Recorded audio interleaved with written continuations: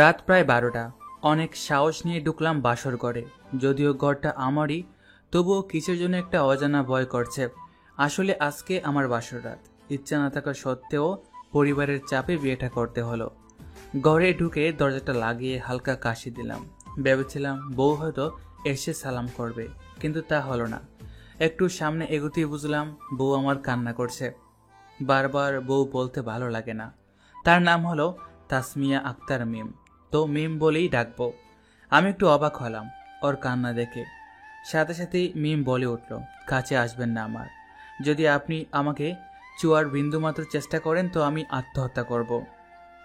আচ্ছা শান্ত হন, আমি আপনাকে টাচ করব না। মিম কিছু বলল না। আপনি কান্না করছেন কেন? আর এসব বলার কারণ কি? আমার এই বিয়েতে কোনো মত ছিল না। তো আমাকে বিয়ে করলেন কেন? আমাকে বাবা মা জোর করে বিয়ে দিয়েছে।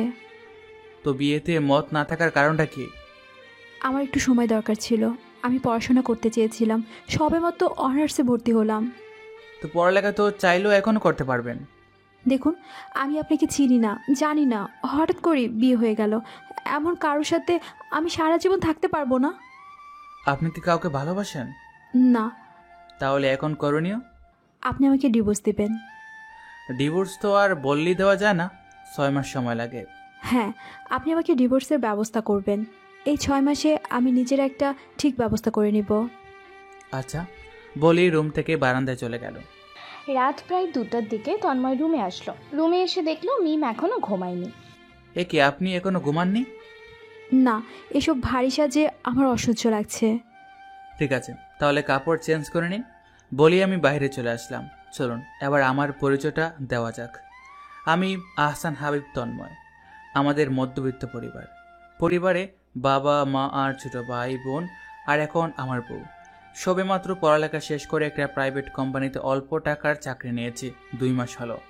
তার মাঝে সকলের চাপাচাপিতে বিয়ের পিঁড়িতে বসতে হলো। পরিবারই মিমকে পছন্দ করে এনেছে।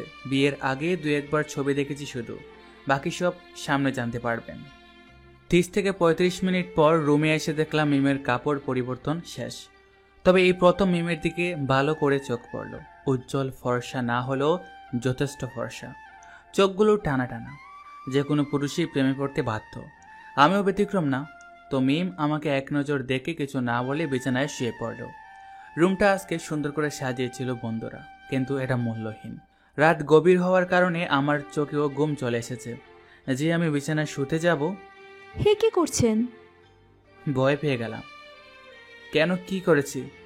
এখানে শুবেন না আপনি। কি? তুই কোথায় শুব? সোফায়। কেন? আপনি যদি রাতে আমার ঘুমের সুযোগ নিয়ে কিছু করে বসেন। আমি একটু মুচকে হাসলাম আর বললাম, দেখুন মিস, আপনি এখন আমার বিয়ে করাবো। তো যদি আমি কিছু করতে চাই সেটার জন্য সুযোগের দরকার নেই। আর আমার সোফায় ঘুম আসে না, তো আমি বিছানা ছাড়া ঘুমাতে পারবো না। তাহলে আমি এ বেচারে শুব না। সেটা আপনার ইচ্ছে, তবে আমি বিছানা ছাড়া ঘুমাতে পারবো না। আপনার ইচ্ছা হলে আপনি সোফায় যান।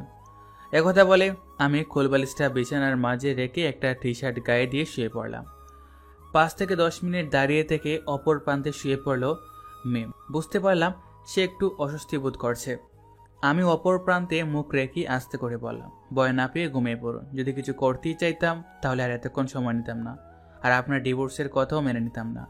একটা মেয়েকে কীভাবে সম্মান করতে হয়, আর যাই হোক বাবা মা এই শিক্ষাটা দিয়েছে বলেই আমি ঘুমিয়ে পড়লাম। মিম অন্যদিকে ভাবছে লোকটা কি আসলেই ভালো নাকি অন্য কোনো মতলব আছে। পরদিন সকালে মিম ঘুম থেকে উঠতেই চোখ পড়ল তন্ময়ের দিকে। কোলবালিশটাকে শক্ত করে জড়িয়ে ধরে ঘুমিয়ে আছে। মিম চলে গেল গোসল করতে।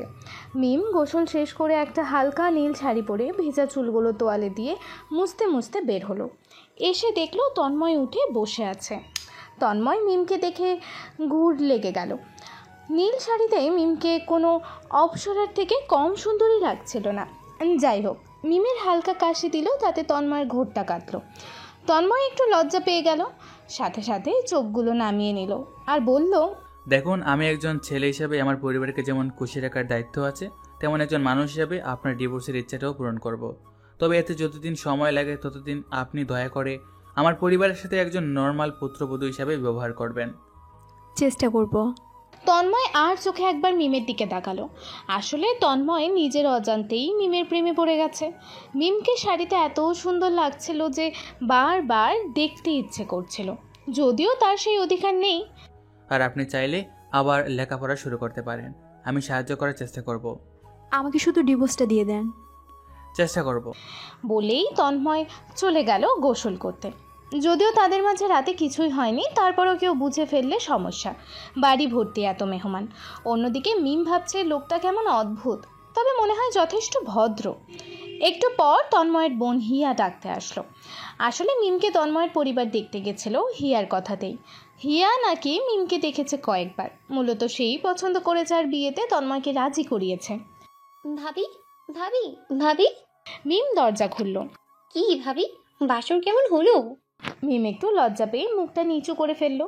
এত লজ্জা পেতে হবে না আমার মিষ্টি ভাবি, নাস্তা করতে আসেন, সবাই অপেক্ষা করছে। তোমার ভাইয়া গোসল করতে ঢুকেছে, তারপর আসছে। হিয়া চলে গেল। তন্ময় গোসল করে ফ্রেশ হয়ে বের হলো। তারপর মিমের কথা দুজনে চলে গেল নাস্তা করতে।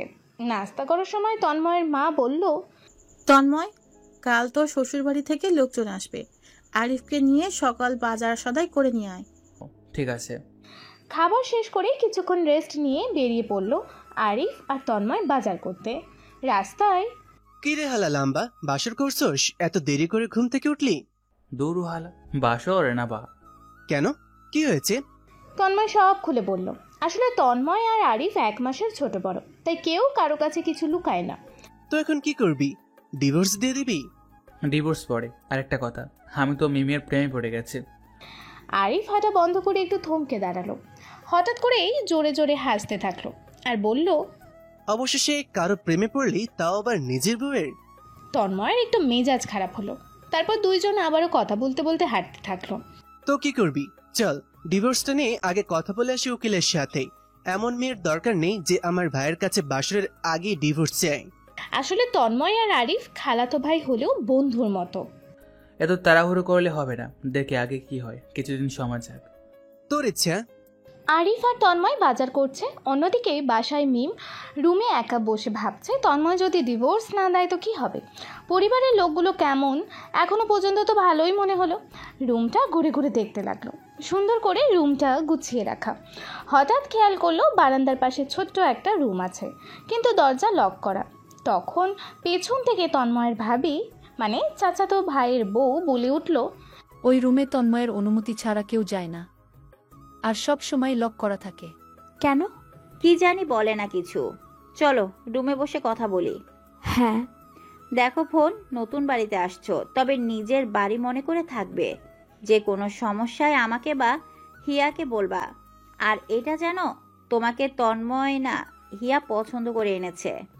মিম একটু অবাক হলো আর মনে মনে ভাবলো যে বিয়ে করলো সে পছন্দ না করে তার বোনের পছন্দ মতো বিয়ে করলো। ইন্টারেস্টিং না ভাবি। ওহ দেখো তন্ময় একটু রাগী, কিন্তু মনটা অনেক ভালো। একবার যাকে নিজের করে নেয় তাকে আর হারাতে দেয় না। মিম কিচ্ছু বলল না।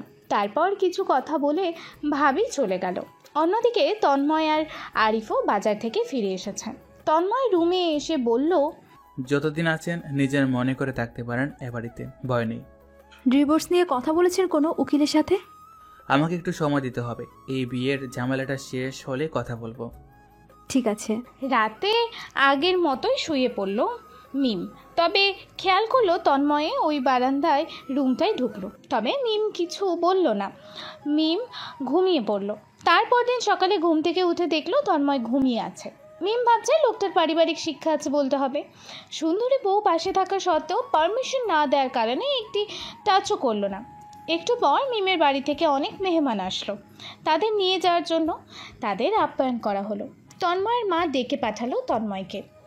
যা রেডি হয়ে নে, মিমদের বাড়িতে যেতে হবে। আমি কেন রেডি হব? তোকেও সাথে যেতে হবে। আমাকে কেন যেতে হবে? এটাই নিয়ম, যা 2 দিন পর চলে আসবি। না গেলে হয় না? তন্ময়ের মায়ের চোখ রাঙানো দেখে চলে গেল। বিকালে মিমদের বাড়ির উদ্দেশ্যে রওনা দিল। ঘণ্টা 3 পর গিয়ে পৌঁছালো। প্রায় সন্ধ্যা হয়ে গেল। পৌঁছানো সকলের সাথে কৌশল বিনিময় করলো। মিমের মা মিমকে বলল তন্ময়কে তার রুমে নিয়ে যেতে। মিম তাই করলো। তন্ময় রুমে এসে ধপাস করে বসে পড়ল খাটে। মিম ফ্রেশ হতে চলে গেল। এদিকে তন্ময় মনে মনে ভাবছে কী যন্ত্রণায় পড়লাম, বউ তো আর পাবো না, কিছুদিন পর এমনিই চলে যাবে। কিন্তু এমন ব্যস্ততার অভাব নেই। মিম ফ্রেশ হয়ে বেরিয়ে গেল রুম থেকে। আজব, তন্ময় যে এই রুমে আছে তাতে মিমের যেন কোনো ভ্রুক্ষেপে নেই। একটু পর একটা মেয়ে এসে ডেকে গেল রাতের খাবারের জন্য। তন্ময় তো খাবার টেবিলে গিয়ে অবাক, এত রকমের খাবার। টেবিলে বসা মাত্রই আপ্যায়ন শুরু। মানুষ ঠিকই বলে, শ্বশুর বাড়ি রসের হাঁড়ি। প্লেটের খাবার শেষ হবার আগেই এক দিক থেকে একজন নানা রকমের খাবার দিচ্ছে। তন্ময় অসহায় হয়ে আস্তে আস্তে খাচ্ছে, কিন্তু তন্ময় খেয়াল করলেও মিম মনে হয় একটু বিরক্ত। যাই হোক, খাবার শেষে রুমে এসে তন্ময় বিছানায় বসেছিল। দেখুন, আপনি বিছানায় শুতে পারবেন না। কেন? শুতে পারবেন না?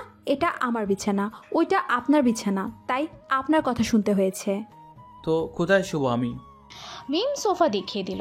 তন্ময় একটু বিরক্তি নিয়ে গিয়েই শুয়ে পড়ল। মিম বিছানায় শুয়ে পড়ল। রাতে তন্ময়ের ঘুম হচ্ছিল না। সে ভাবতে থাকলো, আমি তাকে আমার বিছানায় শুতে দিলাম, যদিও এখন সে বিছানায় তারও অধিকার আছে।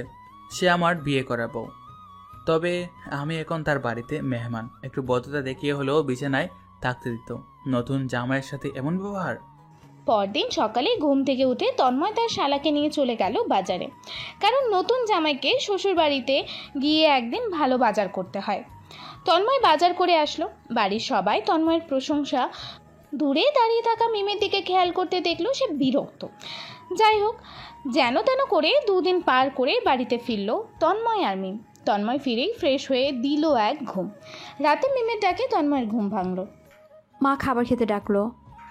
ঠিক আছে, আপনি যান, আমি আসছি। দেখুন, আমি এভাবে আপনার বউ হয়ে থাকতে পারবো না। আপনাকে ঘুম থেকে ডাকতে হবে, আত্মীয় স্বজনদের কাছে বউ সেজে থাকতে হবে, এসব আমার দ্বারা সম্ভব না। তন্ময়ের এবার একটু রাগ হলো, তারপরও নরম স্বরে বলল, আপনি যদি ডিভোর্স চান তাহলে একটু কষ্ট করতে হবে। তারপর দুজন নিচে খেতে চলে গেল। খাবার দাবার শেষে তন্ময় কম্পিউটারে কিছু কাজ করছিল আর মিম খাটে বসেছিল। তন্ময় একবার খেয়াল করে দেখলো আর কিছু একটা ভাবলো। হঠাৎ তন্ময়ের মায়ের ডাক পড়লো তার রুমে। তারা দুজন গেল সেই রুমে। এসো মা, বসো এখানে। তন্ময়ের বাবা মাকে সালাম করে তন্ময়ের মায়ের একপাশে বসলো। তন্ময় আরেক পাশে একটা চেয়ারে বসলো। এই বান্দর যদি কোনো কিছু বলে তোমাকে, তো সোজা আমাকে বলবা, হাত পা ভেঙে দিব। আর ওরে একটু সোজা করবা, এটা দায়িত্ব তোমারই। কিছু না বলে একটু মুচকি হাসলো। নিজের ছেলের খবর নাই, অন্যের মেয়ের জন্য দরদ উতলে পড়ছে। মা, আমি শুনেছি তোমার নাকি পড়ালেখা করার ইচ্ছা আছে, তো তোমাদের বাবা সিদ্ধান্ত নিয়েছে তোমাকে এখানের একটি কলেজে ভর্তি করিয়ে দেবে। আসা যাওয়া সহজ হবে। না মা, এসবের আর দরকার নেই। এই মেয়ে, বেশি কথা বলো না। যা বলেছি তাই। নিজের ইচ্ছে কখনো অপূর্ণ রাখতে নেই। আর কিছু বলবো না। দুজনে রুমে চলে আসলো। রুমে এসে শুয়ে পড়ল।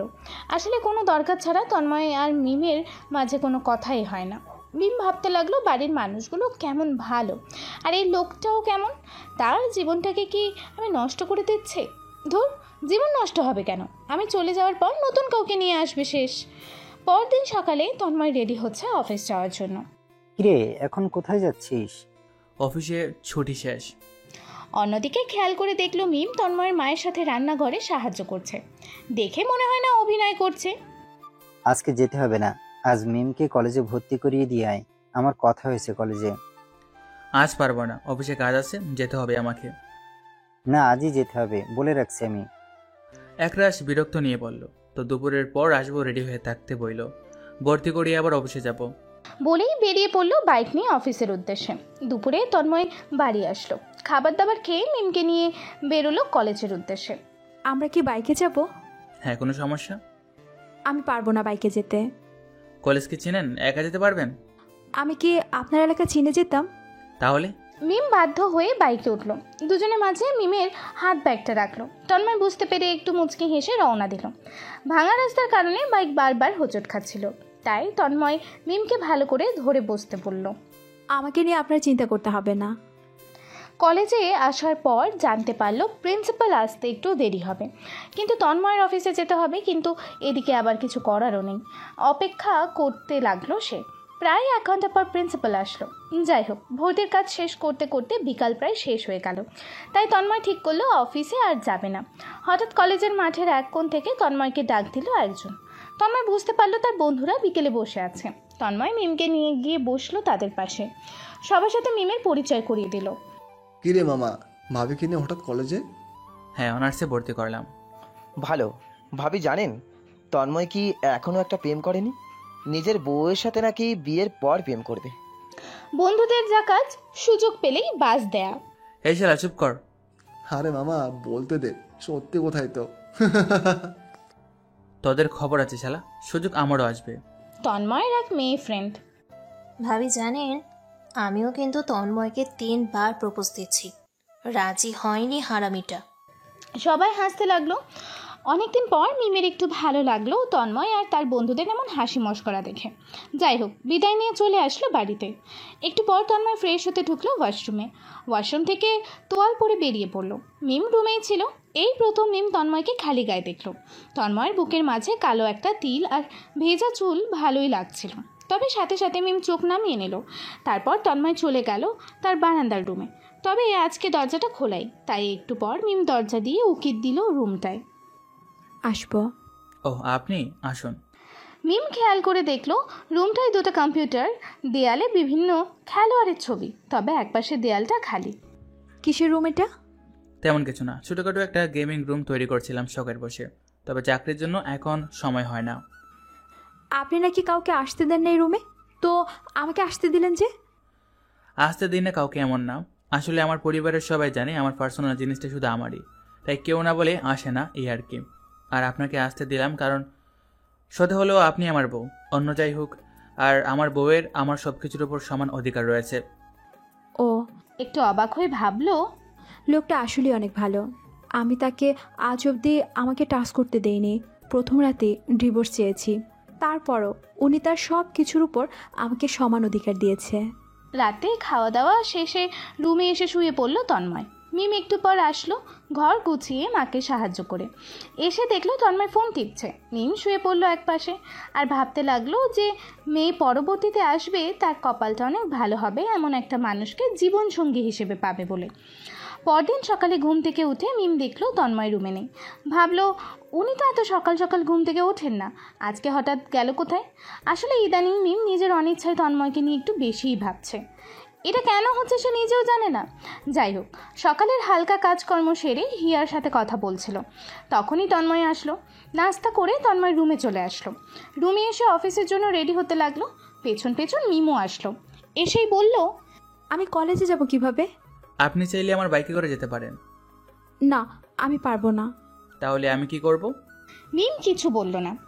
ঠিক আছে, আমি বাইরে একটা সিএনজি ঠিক করে রাখবো, প্রত্যেক দিন নামিয়ে দিবে আবার নিয়ে আসবে আপনাকে। বলেই রুম থেকে বের হয়ে গেল।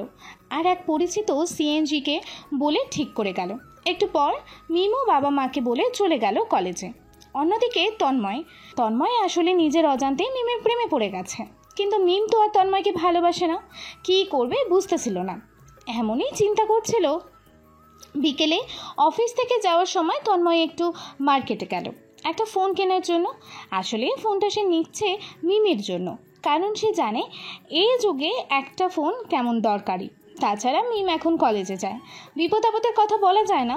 মোটামুটি বাজেটের একটা ফোন আর সিম নিয়ে চলে আসলো বাড়িতে। এসে দেখলো মিমও চলে এসেছে কলেজ থেকে, খুঁটিনাটি কাজ করছে। দেখে মনে হয় না এই মেয়ে এ বাড়িতে থাকতে চায় না, সংসার করতে চায় না। রুমে এসে ফ্রেশ হয়ে বিছানায় গায়ে লিয়ে দিল। একটু পর মিম আসলো রুমে। নিন ধরুন। কি এটা? ফোন। কার জন্য? আপনার জন্যই। আমার জন্য কি? আপনাকে কি দরদ দেখাতে বলেছি? আপনি এখন কলেজে যাচ্ছেন, এলাকায় নতুন, আল্লাহ না করুক কখন কি বিপদ আসে বলা যায় না। তাছাড়া বর্তমানে একটা ফোন সবারই দরকার থাকে। লাগবে না আমার আপনার ফোন, আমাকে শুধু ডিভোর্সটা দিয়ে মুক্তি করুন। দেখুন, আপনি যতদিন আমার বাড়িতে আছেন ততদিন আপনার নিরাপত্তা দেওয়া আমার দায়িত্ব। এই কথাটা বলে ফোনটার বক্সটা বিছানায় রেখে চলে গেল ছাদে। অন্যদিকে মিম অবাক হয়ে তাকিয়ে রইল, কারণ বিয়ের সপ্তাহখানেক হলেও আজকেই প্রথম তন্ময়কে সে রাখতে দেখল। অন্যদিকে ছাদে দোলনায় বসে তন্ময় ভাবতে থাকে, কোনো কারণ ছাড়া আমার জীবনটা শেষ করলা, আবার আমাকে রাগ দেখাও। হঠাৎ কিছুক্ষণ স্থির ভেবে তন্ময় মনে মনে বলতে থাকে, বালিকা, কোনো কারণ ছাড়া তুমি আমার সাথে এমন করছো। তোমাকে না চেনা সত্ত্বেও তোমার ডিভোর্স দেওয়ার কথা মেনে নিলাম, আর তুমি আমার সাথে এখন গরম দেখাও। তোমাকে আমি এমনভাবে শাস্তি করবো যে আমাকে ছাড়া দুনিয়ার কাউকে চোখে দেখবা না। একটু পর ছাদ থেকে এসে খাবার খেয়ে শুয়ে পড়ল। রুমে এসে দেখলো ফোনটা টেবিলের উপর রাখা। তন্ময়ের একটা অভ্যাস আছে, মাঝে মাঝে ডায়েরি লেখে। কম্পিউটারের সামনে বসে ডায়েরি লিখছে তন্ময়। অন্যদিকে মিম রুমে এসে সোজা শুয়ে পড়ল। দেখলো তন্ময় কিছু লিখছে। বেশি কিছু চিন্তা না করে ঘুমিয়ে গেল। তবে তাদের মাঝে এখনও সেই কোলবালিশটা থাকে। পরদিন ছিল শুক্রবার। তন্ময় ঘুম থেকে একটু দেরি করেই উঠল। উঠে খাটে শুয়েই ফোন টিপছিল, আর খেয়াল করলো মিম কাপড়ের ড্রয়ারগুলো গোছাচ্ছে, কিন্তু কিছু বলল না। হঠাৎই মিম বলে উঠল, আপনি কি শাড়িও পরেন নাকি? আমি শাড়ি পরতে যাবো কেন? তাহলে ড্রয়ারে শাড়ি কেন? তন্ময় খেয়াল করে দেখলো একটা কালো শাড়ি হাতে নিয়ে মিম দাঁড়িয়ে আছে। তখন বলল, ও, এটা কিনেছিলাম কারোর জন্য। মানে? প্রথম মাসের বেতন দিয়ে প্রিয় মানুষগুলোর জন্য ছোটখাটো কিছু কিনেছিলাম। তাই নিজের ভবিষ্যৎ জীবন সঙ্গিনীর জন্য একটা কালো শাড়ি কিনেছিলাম, বিয়ের প্রথম রাতে গিফট দিব বলে। রেখে দেন এক পাশে, সময় করে একটু ময়লার জড়িতে ফেলে দিয়েন। ফেলে দিব কেন? কারণ এটার এখন মূল্য বা দরকার কোনোটাই নেই। বলেই আস্তে আস্তে বাইরে চলে গেল। মিম একটু অবাক হলো, তবে কি মনে করে যেন শাড়িটা ফেললো না, ড্রয়ারের একপাশে সুন্দর করে রেখে দিল। বিকালে তন্ময় আরিফকে, মাইশাকে মানে আরিফের ফ্রেন্ডকে কল দিয়ে বলল মাঠে আসতে। বিকালে, কিরে আজকে হঠাৎ এত জরুরি তলব? আরিফ আসুক বলছি। আরিফ আসলো। বল এবার। তন্ময় মাইশাকে সব খুলে বলল। তো তুই কি ঠিক করেছিস? ডিভোর্স দিবি নাকি রেখে দিবি? দেখ, আমি কাল রাতে একটা সিদ্ধান্ত নিয়েছি। কি? আমার হাতে সময় আছে 6 মাস। একজন উকিলের কাছে ডিভোর্সের আবেদন করব। তবে আমি এই 6 মাসে মিমকে নিজের করে নেওয়ার চেষ্টা করব। যদি হয় তাহলে তো ভালো, আর না হলে তাকে মুক্ত করে দিব। বলতে বলতেই তন্ময়ের চোখ দিয়ে দুফোঁটা পানি গড়িয়ে পড়ল। এখন তোরা আমাকে সাহায্য কর, কিভাবে মিমকে নিজের প্রেমে ফেলা যায়। দেখ তন্ময়, যদি একটা ছেলে একটা মেয়ের পিছন কিছুদিন ঘুরে, কিন্তু হঠাৎ করেই ওই মেয়ের পিছন ছেড়ে দেয় আর অন্য মেয়ের সাথে যায়, তখন ওই মেয়ে ছেলেটাকে পছন্দ না করলেও হিংসে করবেই। তখন তোকে নিয়ে ভাববে। তো এটা চেষ্টা করে দেখতে পারিস। আর অন্য কোনো সাহায্য লাগলে আমরা তো আছি। আচ্ছা, তো এটাই চেষ্টা করে দেখি। সন্ধ্যায় বাসায় আসলো তন্ময়, তবে আসার সময় আজকে ফুচকা নিয়ে আসলো সাথে করে। সে মিমদের বাসায় থাকার সময় জেনেছিল মিম ফুচকা পছন্দ করে। ফুচকাগুলো এনে টেবিলে রেখে ফ্রেশ হয়ে এসে দেখলো মিম ফুচকাগুলো নিয়ে আছে। ফুচকা কার জন্য? এই রুমে তো আপনি ছাড়া আর কেউ নেই। আজকে প্রথম একটু ভালো করে কথা হলো দুজনের মাঝে। মানে? আপনার জন্য। আপনি কিভাবে জানলেন আমি ফুচকা পছন্দ করি? এমনি। মিম হঠাৎই বাহিরে চলে গেল আর প্লেট নিয়ে আসলো। তন্ময় ভেবেছিল মিম হয়তো খাবে না, প্লেট নিয়ে খাটে বসলো ফুচকা নিয়ে। আসলে ফুচকা মিমের অনেক পছন্দ। আপনি খাবেন না? না, আমার পছন্দ না। মিম আবারও বাহিরে চলে গেল আর হিয়াকে নিয়ে আসলো রুমে। দুজন বসলো ফুচকা খাওয়ার জন্য। ভাইয়া তুই খাবি না? না। কেন? তুই তো ফুচকা অনেক পছন্দ করিস। খা তোরা। একটু পর হিয়া চলে গেল, সাথে সাথে মিমের প্রশ্ন, আপনি না বলে ফুচকা পছন্দ করেন না? তন্ময় একটু শরম পেয়ে গেল, তারপরে বলল, মাঝে মাঝে খাই আর কি। মিম কিছু না বলে চলে গেল।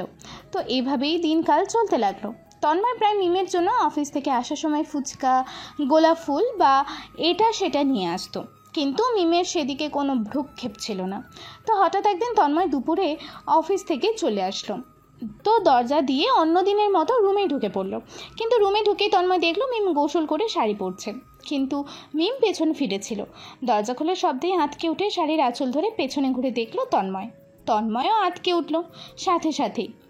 সরি, আমি বুঝতে পারিনি, সরি বলে সাথে সাথেই রুম থেকে বের হয়ে গেল। মিম তন্ময়কে দেখে মৃদু একটা চিৎকার দিল, তবে ভাগ্য ভালো কেউ শোনেনি। শুনলে কে কি মনে করতো। তাড়াতাড়ি করে শাড়ি পরে রুম থেকে বাহির হয়ে গেল। বাহিরে এসে দেখলো তন্ময় ডাইনিং রুমের একটা চেয়ারে বসে আছে। মিমকে রুম থেকে বাহির হতে দেখে তন্ময় রুমে চলে যায়। তন্ময় ফ্রেশ হয়ে রুম থেকে বের হলো খাবারের জন্য। খাবার টেবিলে বসে, মা খাবার দাও।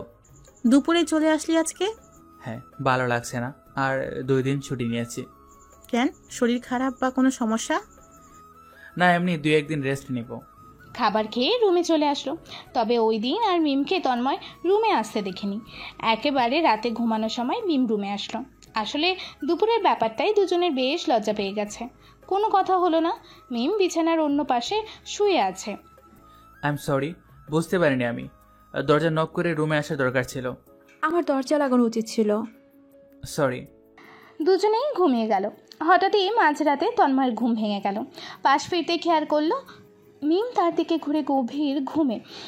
পূর্ণিমার চাঁদের পুরো আলোটা এসে মিমের মুখে পড়ছে।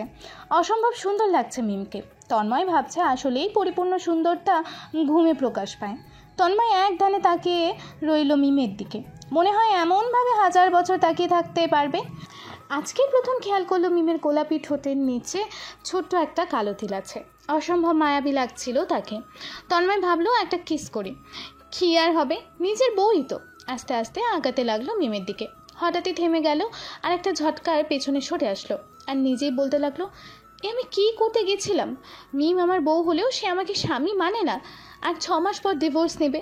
আমি কীভাবে তার পারমিশন ছাড়া তাকে স্পর্শ করি? তন্ময় পাশ ফিরে শুয়ে পড়ল। তবে মিমের মুখটা ভুলতে পারল না। প্রায় শেষ রাতে চোখ লেগে আসলো। সকালে মিম ঘুম থেকে উঠে দেখলো তন্ময় কোলবালিশটাকে শক্ত করে জড়িয়ে ধরে ঘুমিয়ে আছে। মিম একটা জিনিস খেয়াল করলো, তন্ময় কোলবালিশ ছাড়া কখনো ঘুমায় না। আর সে কোলবালিশটা খুব শক্ত করে জড়িয়ে রাখে। কিন্তু আজ কেন জানো তন্ময়ের কোলবালিশটাকে এভাবে জড়িয়ে ধরে রাখতে দেখে খুব একটা ভালো লাগলো না। কেন সে সেটা জানে না। যাই হোক, উঠে চলে গেল সে। 9টার দিকে মিম রেডি হয়ে বের হলো কলেজের জন্য। বাহিরে কিছুক্ষণ দাঁড়িয়ে থেকে আবারও চলে আসলো। কি ব্যাপার, কলেজে যাননি আজকে? বাইরের সিএনজিটা আজকে নেই। ও। সিএনজি ড্রাইভারকে কল দিল আর জানতে পারলো তিনি আজকে কোনো জরুরি কাজে আটকে গেছেন, আসতে পারবেন না। মিমকে জানালো ব্যাপারটা। কলেজে আজকে জরুরি ক্লাস ছিল। আমাকে নামিয়ে দেব? মিম কিচ্ছু বলল না। হ্যালো। মিমের জবাব না পেয়ে ডাক দিল। জি। বলছে আমি কি নামিয়ে দেব? নীরব। আসলে ওই দিন বলল ওনার সাথে বাইকে করে যেতে পারবে না, তো আজকে হ্যাঁ কিভাবে বলবে ভাবছে। নীরবতা কিন্তু সম্মতির লক্ষণ। কি? মিম তারপরও চুপ। চলো নামিয়ে দেব বলেই তন্ময় বাইকের চাবি নিয়ে বের হলো রুম থেকে। মিমও পেছন পেছন চলল। তন্ময় বাইকে বসার পর মিমও বসলো। তবে আজকে আর আগের মতো মাঝে ব্যাগ রাখলো না। তন্ময় বাইক চালাতে লাগলো। একটু সামনে যেতেই হালকা ঝাঁকুনির কারণে মিম এক হাত রাখলো তন্ময়ের কাঁধের ওপর। তন্ময় একটু মুচকি হাসলো। একটু পর কলেজে পৌঁছালো। মিম নেমে চলেই যাবে, তখনই তন্ময়ের প্রশ্ন, আপনার ক্লাস কখন শেষ হবে? কেন? একটা শেষ আজকে। আচ্ছা ঠিক আছে, আমি চলে আসবো নিতে। লাগবে না, আমি চলে যেতে পারবো। একটাই গেটের সামনে থাকবো। বলেই চলে আসলো। মিম চলে গেল কলেজে। মিম কলেজে ঢুকতেই তার কিছু বান্ধবী ধরলো আর জিজ্ঞেস করলো, দোস্ত, ছেলেটা কে ছিল রে? স্মার্ট আছে কিন্তু। এত কিছু দেখছো কেন? দোস্ত, ওর সাথে রিলেশন করিয়ে দে।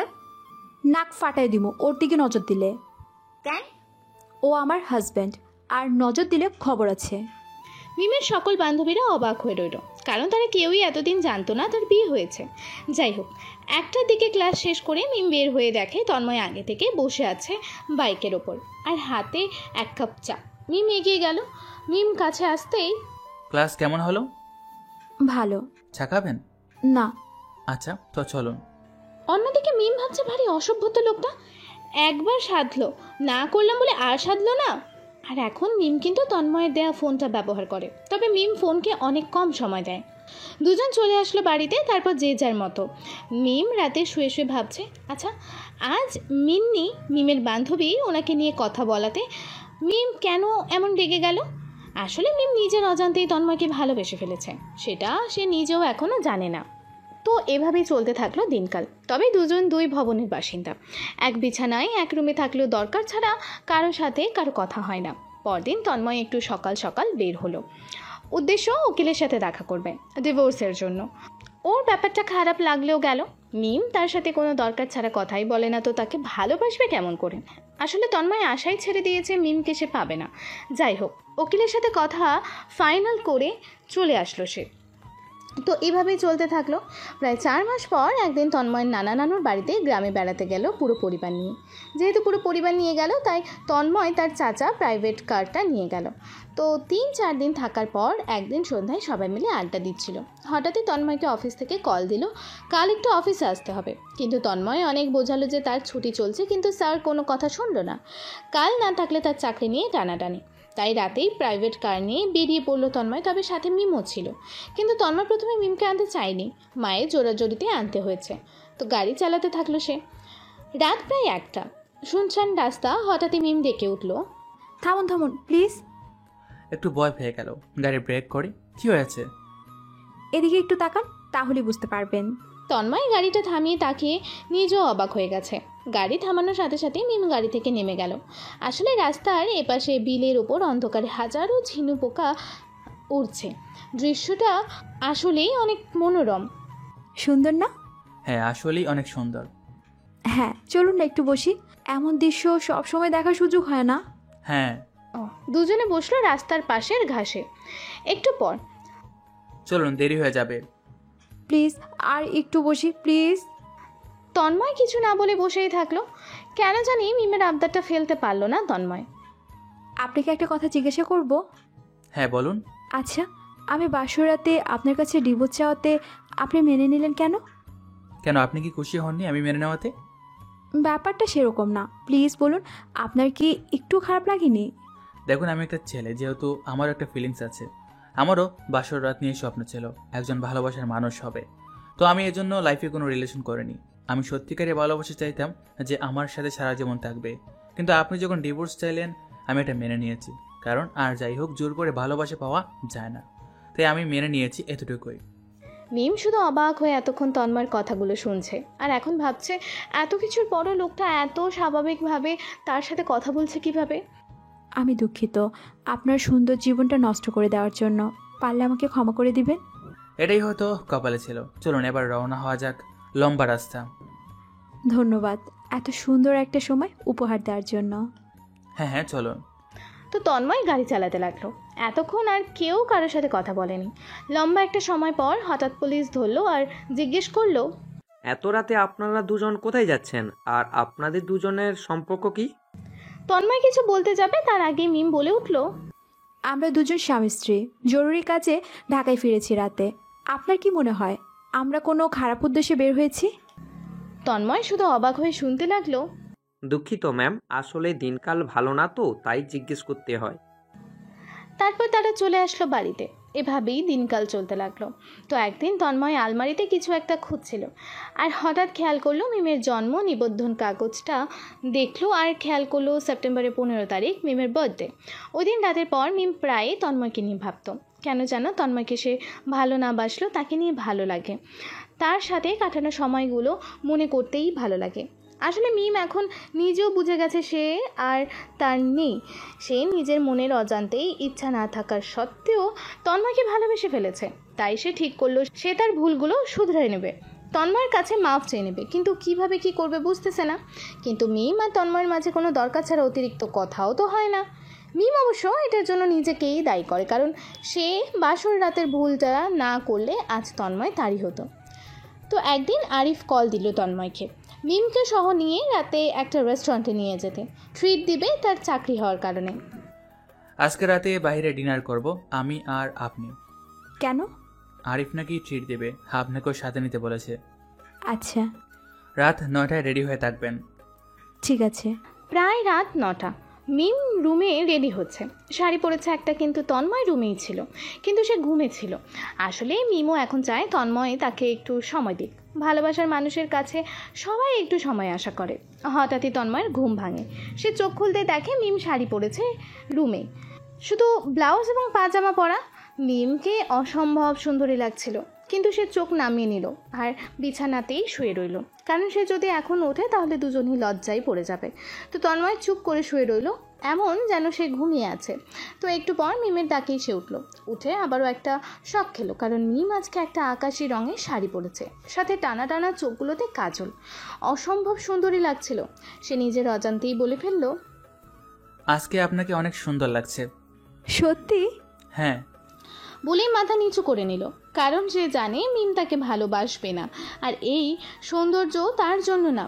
তাই এই মায়ায় পড়ে বাকি জীবনটা কষ্টে কাটাতে চায় না সে। রেডি হতে চলুন। বর্তমানে মিমের ব্যবহার অনেক অদ্ভুত লাগে তন্ময়ের, কেমন যে একটু বাঁধন ছাড়া হাসি খুশি। তন্ময় রুমে থাকার পরও তার সামনে ড্রেস চেঞ্জ করে। এমন সময় তন্ময় মাঝে মাঝেই বাইরে চলে যায় বা দেখেও না দেখার ভান করে। মনে হয় যেন তারা দুজন কত বছর ধরে সংসার করছে মহাসুখে। প্রায় শাড়ি পরে ঘুরঘুর করে তার সামনে, মাঝে মাঝে জিজ্ঞেসও করে বসে কেমন লাগছে তাকে। অফিস থেকে আসলে মিমি দরজা খুলে দেয়, তন্ময়ের প্রিয় খাবার রান্না ইত্যাদি। তন্ময় বুঝতে পারলো মিম তাকে এখন কিছুটা পছন্দ করে হয়তো, তবে ভালোবাসে না। তো এমনই একদিন মিম কলেজ থেকে আসার সময় তন্ময়ের বাইকের পেছনে একটা মেয়েকে দেখলো। কেন জানি মিমের বিষয়টা একেবারে ভালো লাগলো না। মনে হলো তন্ময়ের বাইকের পেছনে তার বসার কথা ছিল, কিন্তু তার জায়গাটা অন্য কেউ নিয়ে নিয়েছে। মন খারাপ করে বাসায় আসলো। দুপুর থেকেই এই বিষয়টা নিয়ে মিম খুবই আপসেট। রাতে খাবার শেষে রুমে এসে মিম তন্ময়কে প্রশ্ন করে বসলো, মেয়েটা কে ছিল আপনার বাইকে? কোন মেয়ে?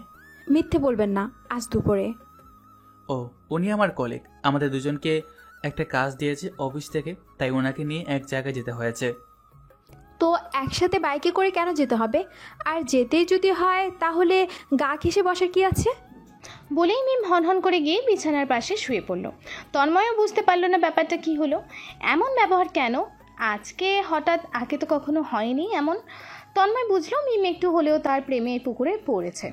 সে ভাবলো, আমিও দেখব না বলে কতদিন থাকতে পারো তুমি, আমি কম না, এত সহজে আমিও তুলব না। মিম শুয়ে শুয়ে ভাবতে লাগলো নিজের দোষে আজ আমার এই অবস্থা। পরদিন সকালে তন্ময় ঘুম থেকে উঠে দেখলো মিম আয়নার সামনে বসে চুল আছে। তন্ময় যে ঘুম থেকে উঠেছে মিম জানে না। মিমকে পেছন থেকে অপরূপ ও সুন্দর লাগছিল। তার ভেজা চুল থেকে টপ টপ করে পানি পড়ছে। তন্ময়ের ইচ্ছে হচ্ছিল শক্ত করে কোমরটা জড়িয়ে ধরতে, কিন্তু সে নিজেকে কন্ট্রোল করে নিল আর উঠে ফ্রেশ হতে চলে গেল। ফ্রেশ হয়ে এসে দেখলো মিম রুমে নেই। যাই হোক, নাস্তা করে অফিসে চলে গেল তন্ময়। তো এভাবেই চলতেছিল। একদিন অফিসে কাজ করার সময় হঠাৎই একটা অপরিচিত নাম্বার থেকে কল আসলো। দুইবার রিং হওয়ার পরও ধরলো না, তৃতীয়বার ধরলো। মেলি কণ্ঠ। কে? আমি। আমি কে আবার? নাম নেই? মিম। ও, আপনি? চিনতে পারিনি। জি বলুন। বাবা বাড়িতে আসতে বলেছে জলদি। কেন, কোনো সমস্যা? জানি না, বাবা বলল আসতে। আচ্ছা, আসছি আমি। একটু পর বাসায় ফিরল তন্ময়। ফিরতেই শুনে তাদের গ্রামের বাড়ি চট্টগ্রামে যেতে হবে, তার মেজো কাকা মারা গেছেন। তাড়াতাড়ি রেডি হয়ে বেরিয়ে পড়লো সবাই। চট্টগ্রাম গিয়ে জানাজা পড়ে তন্ময়ের বাবা সিদ্ধান্ত নিল তারা কিছুদিন থাকবে সেখানে, যেহেতু একটা দুর্ঘটনা ঘটে গেছে। কিন্তু তন্ময়ের পক্ষে থাকা সম্ভব হলো না অফিসের কারণে, কারণ ইদানিং সে অনেক অফিস বন্ধ করেছে। তাই রাতেই ফিরবে ঢাকায় সিদ্ধান্ত নিল মিমকে নিয়ে। শীতের রাত প্রায় 12টা। বাস স্টেশনে বসে আছে মিম আর তন্ময়। বাস আরও 30 মিনিট দেরি করে ছাড়বে। হঠাৎই মিম বলে উঠল, চলুন না, এক কাপ চা খাই। তন্ময় একটু অবাক হলো, কারণ আজকেই প্রথম মিম তার কাছে কিছু আবদার করলো, তাও আবার 1 কাপ চা। তন্ময় হাসবে না কাঁদবে, খুশি হবে না রাগ বুঝে উঠতে পারল না। তারপরও বলল, হ্যাঁ চলুন। দুজন চা খাচ্ছে এক জায়গায় দাঁড়িয়ে। শীতের রাতে ভালোই লাগছে দুজনের গরম চা খেতে। তন্ময় দেখলো মিম হালকা শীতে একটু কাঁচুমাচু হয়ে আছে। তন্ময় তার জ্যাকেটটা খুলে মিমের গায়ে দিল। মিম বলে উঠল, এ কি করছেন? গায়ে দিয়ে রাখুন, ঠান্ডা লাগবে না। কে বলেছে আমার ঠান্ডা লাগছে? দেখতেই পাচ্ছি। তার মানে আপনি আমায় দেখেছেন? তন্ময় একটু লজ্জা পেয়ে গেল, আর কিছু বলল না। গাড়িতে উঠে পড়ল। গাড়ি চলছে। মিম জানালার পাশে সিটে আর তন্ময় তার পাশে। গভীর রাত হওয়ার কারণে দুজনেই ঘুমিয়ে গেল। লম্বা রাস্তা। হঠাৎ তন্ময়ের ঘুম ভাঙল। দেখল মিম তার কাঁধে মাথা রেখে তার ডান হাতটা শক্ত করে জড়িয়ে নিশ্চিন্তে ঘুমিয়ে আছে। তন্ময় একটু মুচকি হাসি দিয়ে চাদরটা ভালো করে জড়িয়ে দিল, যেন ঠান্ডা না লাগে। ভোর রাত, গন্তব্য প্রায় কাছাকাছি। মিমের ঘুম ভাঙল। সে দেখল সে তন্ময়ের কাঁধে শুয়ে তাকে জড়িয়ে রেখেছে। একটু শরম পেয়ে গেল, তবে ভালোই লাগছিল। ইচ্ছে করছিল এভাবেই জড়িয়ে রাখতে। তবে মিম ভেবেছে তন্ময় হয়তো জানে না, তাই সে আস্তে আস্তে সরে আসলো। অন্যদিকে তন্ময় গভীর ঘুমে। যাই হোক, বাসায় ফিরল। কিছুদিন পর তন্ময়ের বাবা মা আর হিয়াও ফিরল চট্টগ্রাম থেকে। এখন তন্ময়ই বেশিরভাগ সময় মিমকে কলেজে নামিয়ে দিয়ে অফিসে যায়। তবে আসার সময় মিম একলা আসে। তো এক রাতে তন্ময় ঘুমানোর পর মিম কোলবালিশটা বিছানা থেকে সরিয়ে দিল। মিমের এখন এই কোলবালিশটাকে শত্রু মনে হয়। তার মনে হয় এই কোলবালিশটার জন্য তন্ময় আর তার মাঝে দূরত্ব বাড়ছে, তাই সে কোলবালিশটাকে বিছানা থেকে ফেলে দিল। সকালে তন্ময় কোলবালিশটাকে নিচে দেখে একটু অবাক হলো, তবে মিমকে কিছু বলল না। তারপর থেকে প্রায় এমন দেখতো সে ব্যাপারটা কিছুটা আজ করতে পারলেও পুরোপুরি শিওর ছিল না। বর্তমানে দুজন দুজনকে ভালোবেসে ফেললেও কেউ কাউকে বলছে না, কারণ দুজনেই সংকোচ বোধ করছে। তো এমনই একদিন কলেজ থেকে মিম আর তার বান্ধবীরা একটা রেস্টুরেন্টে ঢুকলো। একটু পর মিম খেয়াল করলো একটু দূরে তন্ময়ের মতো কাউকে দেখা যায়। ভালো করে খেয়াল করে দেখলো তন্ময়ের মতো না, এটা আসলেই তন্ময়। এতটুকু অবধি ঠিকই ছিল, কিন্তু যখন দেখতে পেল তন্ময়ের সাথে ওই দিনের বাইকের মেয়েটা, মিম তেলে বেগুনে চলে উঠলো। রাগ হলেও কিছু করলো না, এখানে অনেক মানুষ, তাই সে সাথে সাথে চলে গেল বন্ধুদের কিছু না বলে। তারা অবাক হয়ে তাকিয়ে রইল, অনেক ডাকার পরও কিছু বলল না। অন্যদিকে তন্ময়ের এসব কিছু খেয়াল নেই। মিম বাড়ি এসে রুমের দরজা বন্ধ করে হাউমাউ করে কাঁদতে লাগলো। কান্না করতে করতে চোখ লাল করে ফুলে গেছে। দুপুরে হিয়া আর তন্ময়ের মা দেখে জিজ্ঞেস করতে বলে তার অ্যালার্জির সমস্যা রয়েছে, তাই তন্ময়ের মা তাকে রুমে পাঠিয়ে দেয় রেস্ট নেওয়ার জন্য, আর হিয়ার বাবাকে পাঠায় ঔষধ আনার জন্য। আসলে মিম একদিন ওই মেয়েকে তন্ময়ের বাইকে দেখে আর আজকে রেস্টুরেন্টে দেখে ভেবেছে তাদের মাঝে কোনো সম্পর্ক রয়েছে, তাই সে কান্না করছে।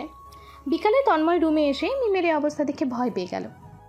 এ কি, আপনি কান্না করছেন কেন? মিম কিছু বলল না। কোনো সমস্যা হলে বলুন আমাকে। কিছু হয়নি আমার। কি, কলেজে কোনো ছেলে কি ডিস্টার্ব করেছে, বাজে কথা বলেছে? না, কিছু হয়নি আমার। দেখুন, কিছু হলে বলুন আমাকে, চেষ্টা করে দেখি সাহায্য করতে পারি কিনা। কিছু না বলে রুম থেকে বাহিরে চলে গেল। তন্ময় কিছুই বুঝলো না কি হয়েছে, কিন্তু তার কাছে বিষয়টা ভালো লাগলো না, কেমন একটা অস্বস্তি লাগলো। সাথে সাথে মিমদের কলেজের কিছু ছোট ভাইদের দিয়ে খোঁজ নিল কোনো ছেলে কলেজে বা রাস্তায় কিছু বলেছে কিনা। একটু পর জানতে পারলো না, এমন কোনো সমস্যা হয়নি। রাতেও মিম কিচ্ছু বললো না, একটু কথাও তন্ময়ের সাথে বললো না। আগে ভালো মন্দ কিছু বললেও আজকে একদমই চুপ। কিন্তু এদিকে তন্ময়ের মন মোটেও শান্ত হচ্ছিল না। আবারও জিজ্ঞেস করলো, কি হলো, এভাবে কান্না করছিলেন কেন? কোনো উত্তর নেই। অন্যদিকে মুখ ফিরে শুয়ে আছে। আমার কোনো কাজে কি কষ্ট হয়েছে আপনার? মিম কিছু বলছে না। তন্ময় একবার ভাবলো মিমকে টান দিয়ে একদিকে ঘোরাবে, আবার ভাবলো না, গায়ে হাত দেওয়া ঠিক হবে না, কি না কি মনে করবে। মিমের এবার যেন বুক ফেটে কান্না আসছে। তারপরও শান্তভাবে বলল, আপনার কোনো দোষ নেই, সবই আমার কপালের দোষ। আসলে মিম ভাবছে সে তন্ময়কে দূরে সরিয়ে দেওয়ার কারণে, ডিভোর্স চাওয়ার কারণে তন্ময় ওই মেয়ের সাথে রিলেশনে গেছে, তাই সে নিজেকেই দোষারোপ করছে। মিম ঘুমিয়ে পড়ল, কিন্তু এদিকে সারা রাত তন্ময়ের দু চোখের পাতা এক করতে পারল না। তবে শেষ রাতে তন্ময়ের চোখ লেগে আসে। সকালে ঘুম ভাঙতেই দেখে বেলা প্রায় 10টা যেহেতু বেজে গেছে, তাই তন্ময় ঠিক করলো আজ আর অফিস যাবে না। মিমকে দেখলো না কোথাও, বাইরে এসে দেখলো সেখানেও নেই। হিয়াকেও দেখলো না, সেও হয়তো কলেজে চলে গেছে। মায়ের কাছে জানতে পারলো মিম কলেজে চলে গেছে, তাই সে নাস্তা করে রুমে ফোন নিয়ে বসেছিল। অন্যদিকে মিমকে সবসময় তন্ময় বাইকে করে নামিয়ে দিত। আজ যেহেতু কালকের ঘটনার জন্য রেখে তন্ময়ের বাইকে আসেনি, লোকাল বাসে উঠল। বাসে উঠে একটি সিটে বসতেই মিমের চোখ ছানা ভরা, কারণ তার পাশের সিটে বসেছিল তন্ময়ের বাইকের পেছনে বসা সেই মেয়েটি। মিম বসে আছে, কিছু জিজ্ঞেস করবে কিনা ভাবছে। বেশ কিছুক্ষণ চিন্তা করে ঠিক করলো জিজ্ঞেস করবে। মেয়েটির নাম মিলা। হ্যালো। হ্যালো, আপনার নাম কি? আমরা কি পূর্ব পরিচিত? মাফ করবেন, তবে আমি আপনাকে কয়েকবার তন্ময়ের সাথে দেখেছি। তন্ময়? তন্ময় কি হয় আপনার? আপনি কিন্তু নামটা বলেননি। মিলা। তন্ময় আমার হাজব্যান্ড। ওয়াও, সরি, আমি চিনতে পারিনি। আসলে তন্ময় কখনো পরিচয় করিয়ে দেয়নি বা আপনার ছবিও দেখায়নি, তবে শুধু শুনেছি বিয়ে করেছে। কিছু না মনে করলে একটা কথা জিজ্ঞাসা করব? হ্যাঁ, অবশ্যই। আপনার আর তন্ময়ের মাঝে কি কোনো সম্পর্ক আছে? মানে হলো আপনি আর তন্ময় কি রিলেশনে? আরে না, এসব কি বলেন, আমার তো হাজবেন্ড আছে, আমরা শুধুই বেস্ট ফ্রেন্ড বা কলিগ বলতে পারেন। তাহলে আপনাদের যে আমি কয়েকবার বাইকে দেখেছি একসাথে, আবার ওই দিনও রেস্টুরেন্টে দেখেছি, সেসব কি? ও বুঝেছি, এই জন্যই আপনি এইসব ভাবছেন। আসলে অফিস থেকে আমাকে আর তন্ময়কে একটা প্রজেক্ট দিয়েছে একসাথে, তাই মাঝে মাঝে সাইডে যেতে হয়। যেহেতু তন্ময়ের বাইক আছে তাই একসাথে যাই আর কি। আর ওই দিন রেস্টুরেন্টে গিয়েছিলাম একজন ক্লায়েন্টের সাথে মিটিং করতে। ধন্যবাদ আপু, দয়া করে তন্ময়কে এগুলো বলবেন না। তন্ময় অনেক ভালো একটা ছেলে, আগলে রাখবেন, সুখে রাখবে সারা জীবন। ইনশাল্লাহ আপু, কখন আসবেন আমাদের বাসায়? দুপুরে কলেজ থেকে মিম এসে দেখে তন্ময় রুমেই শুয়ে আছে। রুম থেকে হতে চলে গেল। মিম ফ্রেশ হয়ে বের হলো একটা তোয়ালে পরে। তন্ময় চেয়ে দেখে মিমের অবস্থা, চুল থেকে টপ টপ করে পানি পড়ছে ফ্লোরে। মিম আয়নার সামনে চলে গেল। তন্ময় রুমে থেকে বের হয়ে যাচ্ছে। কোথায় যাচ্ছেন? জি। কোথায় যাচ্ছেন? তন্ময় কিছু না বলে বের হয়ে গেল। মিম রুমে বসে হাসতে লাগলো। তবে মিমের আজকে অনেক খুশি খুশি লাগছিল। প্রিয় মানুষটাকে ভুল বুঝে দূরে সরাতে চাচ্ছিল। রাতে ঘরের কাজ শেষ করে রুমে আসলো মিম। তন্ময় খেয়াল করে দেখলো মিমকে আজ অনেক খুশি খুশি লাগছে, তবে কিছু জিজ্ঞেস করলো না। শুয়ে পড়লো দুজন। মিমের ঘুম আসছিল না। তন্ময় ঘুমিয়ে পড়লো। মিম তন্ময়ের দিকে ফিরে তাকিয়ে রইল। আজ কেন জানি তন্ময়কে অনেক সুন্দর লাগছে। মিম শুনেছে মেয়েরা মায়াবী হয় আর ছেলেরা হয় স্মার্ট, কিন্তু তন্ময়কে আজকে মিমের কাছে স্মার্ট না বরং মায়াবী লাগছে। হঠাৎই মিম মাঝের কোলবালিশটাকে সরিয়ে তন্ময়কে শক্ত করে জড়িয়ে ধরল। তার ইচ্ছে করছে এইভাবেই সারা জীবন জড়িয়ে রাখতে। মিম আলতো করে তন্ময়ের চোখ জোড়ায় কিস করলো। এই প্রথম মিম তন্ময়কে স্পর্শ করলো। যদিও তন্ময় আজও মিমকে স্পর্শ করেনি। স্পর্শ তো দূরের কথা, কোনো আপত্তিকর অবস্থায় দেখলেও দূরে সরে যেত। তবে এমন সময় মিমের তন্ময়ের উপর রাগ হতে লাগলো। সে বিয়ের পর থেকে দেখেছে তন্ময় কোলবালিশটাকে শক্ত করে জড়িয়ে ধরে ঘুমায়। মিম মনে মনে বলতে লাগলো, কুত্তাটা কোলবালিশকে এত শক্ত করে জড়িয়ে রাখে, আমাকে কি এমন করে জড়িয়ে ধরতে পারে না? এমন নানা চিন্তা করতে করতে একসময় ঘুমিয়ে পড়ল। পরদিন শুক্রবার ছিল। শুক্রবার তন্ময় একটু বেশি ঘুমায় মিম জানে, তাই তন্ময় ঘুম থেকে ওঠার আগে মিম উঠে পড়ল। তো এইভাবে চলতে লাগলো দিনকাল। তবে তন্ময় এখনও নিশ্চিত না মিম তাকে ভালোবাসে কিনা। এর মাঝে হিয়ার বিয়ে ঠিক হলো, তাই বাড়ির সবার ব্যস্ততা একটু বেড়ে গেল। মিম আর হিয়ার সম্পর্ক আপন বোনের মতো। বিয়ের মার্কেট করতে লাগলো, সময়ও আগাতে লাগলো। তো সবারই প্রায় মার্কেট করা শেষ, বিয়ের সকল আয়োজনও শেষ। সবার মার্কেট হলেও শুধু মার্কেট করা হয়নি তন্ময়ের। আসলে নিজের একমাত্র বোনের বিয়েতে কোনো কমতি রাখতে চায় না তন্ময়, তাই হাত খুলে খরচ করছে। তাই পকেটেও এখন কিছুটা খালি। একদিন রাতে, সবার মার্কেট করলেন, আপনাকে কিছু কিনতে দেখলাম না। কিছুক্ষণ ভেবে উত্তর দিল, সবার পাওয়া মানে আমার। মিম কিছুটা হলেও বুঝতে পারলো। হঠাৎ করেই চলে গেল হিয়ার রুমে। হিয়া, আসবো? আরে ভাবি, আমার রুমে আসতেও তোমার পারমিশন লাগবে নাকি? একটা কথা বলতাম। হ্যাঁ বলো। আচ্ছা, তোমার ভাইয়ের কোন কালার বেশি পছন্দ? ভাইয়া তো কালো আর নীল কালারটাই বেশি পছন্দ করে। ও, আসলে এই ব্যস্ততায় তোমার ভাই কিচ্ছু কিনে নেই। হ্যাঁ ভাবি, আমারও তাই মনে হলো। আচ্ছা, কাল আমি আর তুমি একটু মার্কেটে যাব, কেমন? আচ্ছা ভাবি। পরদিন দুজনে গেল মার্কেটে। অনেক ঘোরাঘুরি করে মিম তন্ময়ের জন্য একটা কালো শার্ট, একটা নীল শার্ট, একটা কালো প্যান্ট আর একটা নীল পাঞ্জাবি কিনল। সাধারণত ছেলেদের কাপড় কিনতে এত দেরি হওয়ার কথা না, কিন্তু মিমের যেন মন মতো হচ্ছিল না। হিয়ার বিয়ের দিন, সবাই আস্তে আস্তে রেডি হচ্ছে। তারপর যেহেতু বোনের বিয়ে, তাই তন্ময়ের রেডি হওয়ার চিন্তা কম, টেনশনটাই বেশি। কোনো এক কারণে তন্ময় বাহির থেকে একটু রুমে ঢুকলো। আপনি এখনো রেডি হচ্ছেন না কেন? হব, বাইরের কাজগুলো একটু এগিয়ে নেই। বাহিরে আরিফ, বাবা, ছোট ভাই আরও অনেকে আছে, তারা দেখবে। আপনি রেডি হন, সবাই রেডি হব একটু পর। মিম আসলে এত কথা বলছিল যেন তন্ময় মিমের দিকে একটু খেয়াল করে, কারণ মিম আজকে তন্ময়ের প্রথম বেতন দিয়ে কেনা সেই কালো শাড়িটা পরেছে। যেহেতু খেয়াল করছে না, তাই বাধ্য হয়ে বলেই ফেললো, আপনার প্রিয় রং কি? তন্ময় কিছু একটা খুঁজছে, খোঁজার মাঝে উত্তর দিল, কালো। একথা কেন আজ? বলেই মিমের দিকে তাকালো। তাকিয়ে থ মেরে রইল। একটু পর জিজ্ঞেস করলো, এটা তো সেই শাড়িটা, আমি না বলেছিলাম ফেলে দিতে? ফেলেনি। আপনার জন্য তো নতুন শাড়ি আনলো মা, তো এই পুরনো শাড়িটা কেন পরেছেন? চেঞ্জ করে নতুন একটা পরেন। কেন, আমাকে কি বেশি খারাপ লাগছে? বলে ফ্যাল ফ্যাল করে তাকিয়ে রইল। না, অনেক সুন্দর লাগছে। যান, আপনি তাড়াতাড়ি রেডি হয়ে নিন। না, পরে। না, এখনই জানে। বলে তন্ময়কে ওয়াশরুমে ঠেলে দিল। তন্ময় ফ্রেশ হয়ে বের হলো। সে তন্ময়কে কালো শার্ট আর প্যান্ট বের করে দিয়ে বলল, এগুলো পরে নিন। এগুলো কখন আনলেন? তাড়াতাড়ি পরে নিচে আসুন। বলে রুম থেকে বের হয়ে গেল। একটু পর তন্ময় কালো শার্ট প্যান্ট পরে নিচে নামছে। মিম হাঁ হয়ে তাকিয়ে আছে।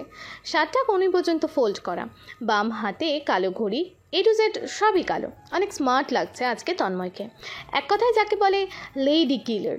মিম হাঁ হয়ে তাকিয়ে আছে। তন্ময় নিচে নামতেই মিম বলল, আপনাকে অনেক ভালো লাগছে আজকে। তন্ময় একটু অবাক হলো। আজই প্রথম মিম তার প্রশংসা করলো। ও মাথায় নাকি? হ্যাঁ। তন্ময় চলে গেল অন্যদিকে। এদিকে বরযাত্রী এসে পড়েছে। সবাই ব্যস্ত, কিন্তু মিমের চোখে বারবার একজনকেই খুঁজে বেড়াচ্ছে। হ্যাঁ, তন্ময়কে। একটু পর পর আর চোখে তাকাচ্ছে তন্ময়ের দিকে, আর তার আশেপাশেই ঘুরঘুর করছে। তন্ময় মিমের দিকে একটু পরপর তাকাচ্ছে। কারণটা হলো মিম আজকে কালো শাড়িটা পরেছে। কালো এমনিতেই তন্ময়ের প্রিয় রং। তার সব সময় ইচ্ছে ছিল তার ভালোবাসার মানুষটাকে কালো শাড়িতে সাজতে দেখবে। মিম আজকে কালো শাড়ির সাথে ম্যাচিং করা ব্লাউজের সাথে টানা টানা চোখে গাঢ় কালো কাজল অসাধারণ লাগছে, বুক চির ধরানোর মতো। কিন্তু ব্যাপারটা এমন হয়ে দাঁড়িয়েছে যেন দুজনে প্রেম করে পরিবারকে না জানিয়ে তাই লুকিয়ে লুকিয়ে দেখছে, অথচ দুজন বৈধভাবে স্বামী স্ত্রী। কিন্তু কোনো এক অজানা কারণেই একজন আরেকজনের কাছে আসছে না। কি যেন একটা বাধা হয়ে দাঁড়িয়েছে। কিরে মামা, আজকে তো তোরা হেব্বি লাগছে। চুপ কর শালা, কি বলতেছ এসব? মামা, ভাবি তোর প্রেমে পড়তে আর বাকি নাই, আমি 100% শিওর। দিমও একটা, যা দেখ কোথায় গিয়ে লাগে। মিম একটু দূর থেকে খেয়াল করলো বরযাত্রীদের সাথে আসা একটা মেয়ে তন্ময়ের আশেপাশে ঘুরছে। 2-3 বার টুকটাক কথাও বলছে। আরও কিছু মেয়েও বারবার তাকাচ্ছে। তবে মিমের জিনিসটা একেবারেই ভালো লাগলো না। রাগে ফুলতে লাগলো মিম। আবারও কিছু বলতেও পারছে না, যেহেতু ওরা বরযাত্রী। কিছু বললে তন্ময়ের মান সম্মানের ব্যাপার একটা আছে না। সে ওর রুমে চলে গেল। একটু পর একটা ছোট মেয়েকে দিয়ে তন্ময়কে ডেকে পাঠালো। তন্ময় রুমে এসে, ডেকেছেন নাকি? হ্যাঁ। হ্যাঁ বলছে না, যেন ধমক দিচ্ছে একটু রেগে। বুঝতে পারলো ব্যাপারটা। কি হয়েছে? আপনাকে এমন দেখাচ্ছে কেন? কিছু হয়েছে? না। তাহলে কি কেউ কিছু বলেছে? না। তাহলে শার্টটা খুলুন। মানে? শার্টটা খুলতে বলেছি, খুলে পাঞ্জাবিটা পরুন। একটু আগে আপনার জোরাজুরিতেই তো পড়লাম, এখন আবার পাঞ্জাবি কেন? হ্যাঁ, এখন আমি বলছি তাই এটা পরবেন। এখন আমাকে ওখানে দরকার, প্লিজ পরে পড়ি। না, এক্ষুনি। প্লিজ। না। তন্ময় শার্ট চেঞ্জ করে পাঞ্জাবি পরে বের হলো। মিম দেখে মনে মনে বলতে লাগলো, কুত্তাটাকে এখনও যথেষ্ট স্মার্ট লাগছে। যথেষ্ট না, এখন আরও বেশি ভালো লাগতেছে। আমি ভাবছি পাঞ্জাবিতে খারাপ লাগবো, মেয়েরা লাইন কম মারবে। কালো শার্টেই বেশি ভালো লাগছিল আপনাকে। পিছন থেকে মেয়েলি কণ্ঠে কেউ একজন বলে উঠল, জি। হ্যাঁ। ও আচ্ছা। আমি আফরা, বরের ছোট বোন। আপনি? আমি তন্ময়, মেয়ের বড় ভাই। আচ্ছা বিআই সাহেব। হ্যাঁ। টুকটাক কথা বলে চলে গেল মেয়েটি। মিম দূরে দাঁড়িয়ে সব কিছু দেখছে আর রাগে ফুঁসছে। তার চোখ মুখ লাল হয়ে গেছে। হঠাৎই পেছন থেকে এসে তন্ময়ের মা, মিম্মা দেখ তো কোথাও কি লাগবে নাকি। জি মা। মিম চলে যেতে লাগলো। এই দাঁড়াও, তোমার চোখ এমন লাল কেন? কি হয়েছে? ও কিছু না মা, পোকা পড়েছিল একটু। আচ্ছা সাবধানে। তন্ময় কিছু একটা কাজে দোতলায় উঠেছিল। হঠাৎই কেউ তাকে টান দিয়ে একটা রুমে নিয়ে দরজা লাগিয়ে দিল। তন্ময় খেয়াল করে দেখলো এটা মিম। কি হয়েছে? মিম কিছু না বলে তন্ময়ের দিকে আগাতে থাকলো। কেমন যেন লাগলো ব্যাপারটা। আস্তে আস্তে পেছাতে লাগলো। বলল, কি হয়েছে? আপনি এভাবে এগোচ্ছেন কেন? মিম কিছু না বলে আগাতে লাগলো। তন্ময় দেয়ালের সাথে লেগে গেল। মিম খপ করে তন্ময়ের পাঞ্জাবির কলারটা ধরে দাঁত কটমট করে বলতে লাগলো, মেয়েদের সাথে এত কথা কিসের? তন্ময় বুঝলো ব্যাপারটা, তাই একটু রাগানোর জন্যই বলল, তো কি করব? আপনি চলে গেলে তো আমার কাউকে লাগবে, তাই সেটারই জোগাড় করার চেষ্টা করছি। আর একবার যদি ওই মেয়ের সাথে কথা বলতে দেখি না, আমার থেকে খারাপ আর কেউ হবে না। কেন? আমি কথা বললে আপনার সমস্যা কি? আপনি তো 2 দিন পর আমাকে ছেড়ে চলে যাবেন। সেটা আমি চলে যাওয়ার পর। আচ্ছা, কথা বলবো না, খুশি? বলেই চলে গেল। তন্ময়ের ভালোই লাগলো মিমকে ডাকে। তার মন বলতে লাগলো, এবার কেমন লাগে জানো? আর কিছুদিন তোমাকে জ্বালাইবো। কষ্ট করো, আমাকে কষ্ট দেওয়ার সুদগুলো তুলি, তারপর আপন করে নেব। অন্যদিকে সেই মেয়েটি আরিফকে জিজ্ঞেস করলো তন্ময়কে দেখে, বেয়াই, উনি কি বিয়ে করেছে? কেন, ভালো লাগে নাকি? উনি কিন্তু দারুণ স্মার্ট। ও, বুঝতে পারছি। আরিফের মাথায় একটা দুষ্ট বুদ্ধি আসলো। সে বলল, না, বিয়ে করেনি, মেয়ে দেখতেছে। তোমার একটা চান্স আছে, লাইন মারতে থাকো, কাজ হয়ে যাবে। বরযাত্রীরা যখন বিদায় নেবে মেয়েটি তন্ময়ের কাছে এসে বলল, বেআই চলে যাচ্ছি আমরা। আবার আসবেন, দাওয়াত রইল। আপনার নাম্বারটা দেওয়া যাবে? তন্ময় কিছু বলতে যাবে তার আগে পেছন থেকে মিম বলে উঠল, আমার সাথে চলুন, আমি দিচ্ছি ওনার নম্বর। আপনি কে? আমি ওনার সকল কিছুর অংশীদার। এবার বুঝতে পেরেছেন নিশ্চয়ই? মেয়েটি কিছু না বলে হন হন করে চলে গেল। যাই হোক, ভালো ভালো বিয়েটা শেষ হওয়াতে তন্ময় সহ পরিবারের সবাই হাঁপ ছেড়ে বাঁচল। তারপরে দুদিনও কাটলো ব্যস্ততায়, বিয়ের সকল নিয়ম কানুন শেষ করতে, ঘর বাড়ি গোছাতে। তবে তন্ময় খেয়াল করলো মিম বিয়ের দিন থেকে একটু রাগীভাবে কথা বলছে ওর সাথে। কারণটাও জানে সে, ওই মেয়েটার সাথে কথা বলার কারণে। তন্ময় বলতে লাগলো, একটু জ্বলো মাই ডিয়ার, প্রেমের আগুনে কেউ আগে জ্বলে বা কেউ পরে, তবে জ্বলতে তো হয়। কয়েকদিন অনেক ব্যস্ততার কারণে তন্ময়ের শরীর অনেক ক্লান্ত লাগছিল, শরীর ব্যথা করছিল। তাই তন্ময় পিঠে ওষুধ মালিশ করার চেষ্টা করছিল, কিন্তু ঠিকমতো পারছিল না। মিম খাটে বসেছিল, হঠাৎ বলে উঠল, এদিকে আসুন, আমি মালিশ করে দেই। তন্ময় একটু ভ্যাবাচাকা খেয়ে গেল মিমের কথা শুনে। না ঠিক আছে, আমি পারবো। এদিকে আসুন। না, আপনি রেস্ট নিন। আপনি আসবেন নাকি আমি আসবো? তন্ময় বাধ্য হয়ে খাটে আসলো। দিন মলমটা। তন্ময় মলমটা দিল। শার্টটা খুলে কোলে শুয়ে পড়ুন। কি বলেই দাঁড়িয়ে গেল। কি হলো, দাঁড়ালেন কেন? লাগবে না, দিন, আমি নিজে লাগাতে পারবো। না, দিব না। তন্ময় আর কোনো উপায় না পেয়ে টি শার্ট না খুলে শুয়ে পড়লো মিমের কোলে। মিম টি শার্টটা খুলে ঔষধ মালিশ করে দিতে লাগলো তন্ময়ের পিঠে। এই প্রথম মিমের এত কাছাকাছি আসলো, কেমন যেন একটা অনুভূতি হতে লাগলো। তন্ময়ের মাথা মালিশ করে দিতে লাগলো। মিম যেহেতু শাড়ি পরে, তাই তন্ময় মিমের কোলে শোয়ার কারণে শাড়ির আঁচলের নিচ দিয়ে মিমের ফর্সা মেধির নরম পেট দেখা যাচ্ছিল। এমন অবস্থায় যে কোনো পুরুষের জন্য নিজেকে কন্ট্রোল করা কষ্টকর, তারপরও তন্ময় কষ্ট করে নিজেকে কন্ট্রোল করে নিল। তন্ময় যে কখন ঘুমিয়ে পড়লো বুঝতে পারেনি। একটু পর যখন তন্ময়ের ঘুম ভাঙলো, সে খেয়াল করলো সে মিমের কামড়ে শক্ত করে জড়িয়ে ধরে ঘুমিয়ে আছে। মিমেরও ভালোই লাগছিল, তাই সেও তন্ময়কে জাগায়নি। তন্ময়ের ঘুম ভাঙতেই তন্ময় দেখলো মিমের শাড়ির আঁচলটা সরে গিয়ে নাভিটা তন্ময়ের সামনে। তন্ময় আর কন্ট্রোল করতে পারলো না, আলতো করে একটা কিস করে ফেললো নাভিতে। খেতে চলুন, মা ডেকে গেছে। তন্ময় শরম পেয়ে গেল, তার মানে মিম এতক্ষণ সবই বুঝতে পেরেছে। তড়িঘড়ি করে উঠে পড়লো আর বলল, আপনি চান আমি আসছি। বলেই ফ্রেশ হতে চলে গেল। মিম মুচকে হাসতে হাসতে বেরিয়ে গেল। পরদিন, চলুন আজকে বাইরে খাবো, রাতে বন্ধুরা ইনভাইট করেছে। মিম রেডি হলো, 9টায় বের হয়ে গেল। দুজন 10টায় একটা রেস্টুরেন্টে আসলো। এসে দেখলো তন্ময়ের 5-6 জন বন্ধু বান্ধবী আছে, কিন্তু একটা বিষয় হলো তারা সবাই একটু পরপর বিভিন্ন বাহানা দিয়ে চলে যাচ্ছে আর আসছে কেউ। মিম ভাবলো হয়তো তারা মিমকে আর তন্ময়কে একটু একা সময় কাটানোর জন্য ছেড়ে দিয়েছে। রাত প্রায় 11টা, কেউ আসলো না, তাই তন্ময় বিল দিয়ে বের হলো। বের হতেই, এখন কি বাসায় চলে যাব? হ্যাঁ, কেন? চলুন না, একটু রিক্সায় করে ঘুরে আজকে। তন্ময় মিমের আবদারটা ফেলতে পারলো না। অনেকক্ষণ ঘোরার পর বাসায় ফিরল 12টার সময়, কিন্তু বাসায় ফিরে দেখলো বাড়িঘর সব অন্ধকার। হঠাৎই ঘরের সব আলো জ্বলে উঠলো, আর সবাই একসাথে বলে উঠলো মিমের কিছু কলেজের বান্ধবী, তন্ময়ের বন্ধুরা, হিয়ার স্বামী, তন্ময়ের বাবা মা, ছোট ভাই। হ্যাপি বার্থডে মিম। মিম শুধু অবাক হয়ে রইল, তার মনেই ছিল না আজকে তার জন্মদিন। রুমটা অনেক সুন্দর করে সাজানো। আসলে তন্ময়ের বন্ধুরা সবাই রেস্টুরেন্ট থেকে এখানে চলে এসে সব আয়োজন করে তন্ময়ের কথায়। যাই হোক, সবাইকে নিয়ে কেক কাটলো মিম। তারপর সবাইকে থাকার ব্যবস্থা করে দিয়ে মিম আর তন্ময় রুমে আসতে, থ্যাংক ইউ। কেন? এত সুন্দর করে সারপ্রাইজ দেওয়ার জন্য। ও, আমার গিফট। কাল অফিসে যাওয়ার আগেই টেবিলে রেখে যাব। আচ্ছা। তারপর দুজন দুই দিকে শুয়ে পড়ল, তবে তাদের দুজনের মাঝে এখনও কোলবালিশটা আছে। মিম সকালে ঘুম থেকে উঠে দেখলো তন্ময় সেই অফিসে চলে গেছে। সে তাড়াতাড়ি করে টেবিলের কাছে গিয়ে শক খেয়ে গেল, কারণ টেবিলের উপর একটা কাগজ রাখা ছিল।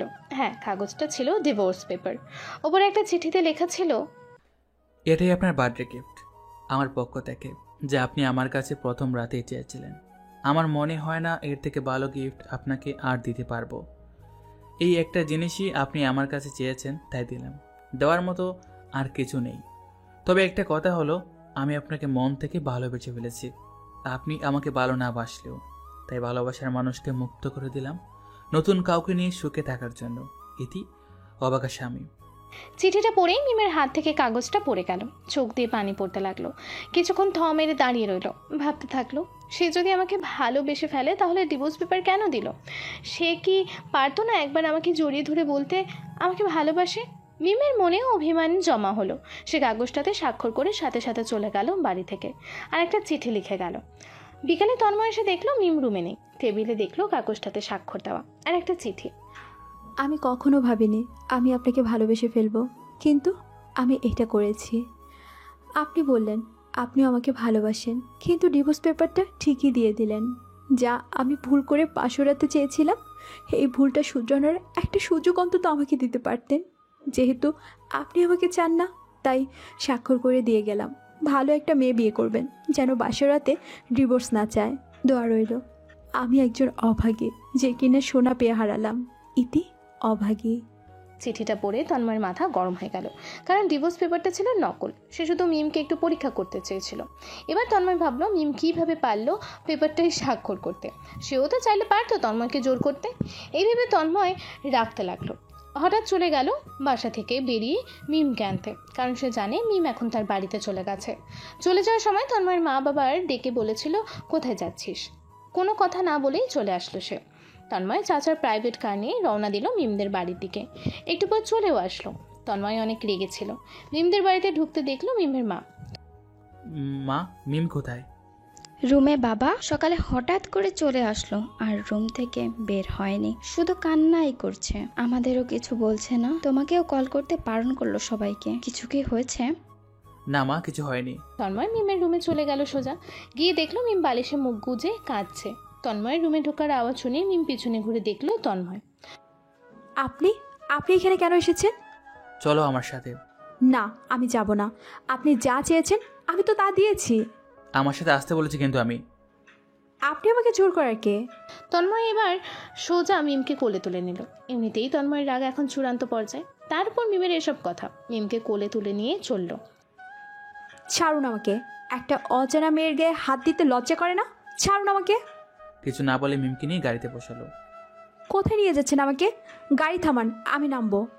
তন্ময় কিছু না বলে গাড়ি ড্রাইভ করতে লাগলো, আর একটু ওর বাসায় চলে আসলো। এখানে আনলেন কেন আমাকে? তন্ময় কিছু না বলে মিমকে কোলে তুলে নিল। কোলে করে সোজা তন্ময়দের ছাদে নিয়ে আসলো। এসে একটা দোলনায় বসালো। মিমকে তন্ময়ের কোলে বসালে। এখানে নিয়ে আসলেন কেন? আপনার সাথে তো আমার ডিভোর্স হয়ে গেছে। ডিভোর্সের কথাটা শুনতে তার রাগ আরও বেড়ে গেল। হঠাৎ করে তন্ময় এক হাত দিয়ে মিমের কোমরে শক্ত করে ধরে, এক হাত দিয়ে মিমের একটা হাত ধরে দুজনের ঠোঁট এক করে দিল। মিম নিজেকে ছাড়ানোর চেষ্টা করলেও তন্ময়ের সাথে পেরে উঠল না। অবশেষে হাল ছেড়ে দিল। একটু পর তন্ময় মিমকে ছেড়ে দিল, তবে কোল থেকে ছাড়ল না। ছি, কি করলেন আপনি এটা? আমাদের ডিভোর্স হয়ে গেছে। তন্ময় মিমের গলায় তার মুখটা ডুবিয়ে দিল। মিম একটু অবাক হলো। যেই ছেলেটা কখনো তাকে টাচ করেনি, সেই ছেলেটা আজকে রেগে তাকে কিস করলো। তন্ময় বলে উঠল, কাগজটা নকল ছিল। কি?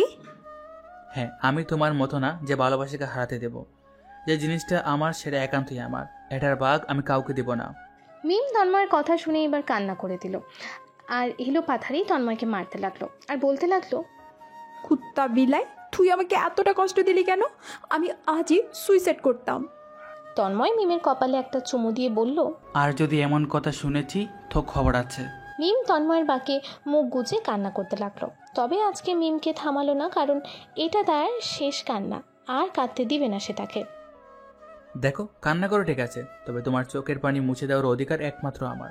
তুমি কান্না করে শুধু আমার টি শার্ট ভিজাতে পারবে। মিমের কান্নার গতি এবার আরও বেড়ে গেল, তবে এটা সুখের কান্না। শক্ত করলো, তন্ময়কে জড়িয়ে ধরলো। চলো নিচে যাই। রুমে এসে খাওয়া দাওয়া করে দুজন শুয়ে পড়লো। তবে আজকে আর তাদের মাঝে কোনো কোলবালিশ নেই। মিম তন্ময়ের বুকে শুয়ে আছে। তন্ময় মিমকে শক্ত করে জড়িয়ে ধরে রেখেছে।